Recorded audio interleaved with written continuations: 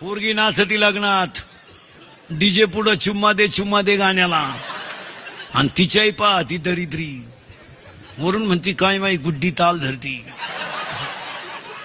तुही गुड्डी जाऊ एखादा गड्ड्या घेऊन पळून जाईन तो कळन तुला. फटकावली पाहिजे धरून. हे 12वीला पहिले आलेल्या मुलीला 99.6 मार्क आहेत. क्वालिटी आहे का काय? आणि आपली गुड्डी 6 तास अभ्यास करते रोज. 42% मार्क पडले गुड्डीला. मग गुड्डी वाचिती काय? अय गुड्डीची आई.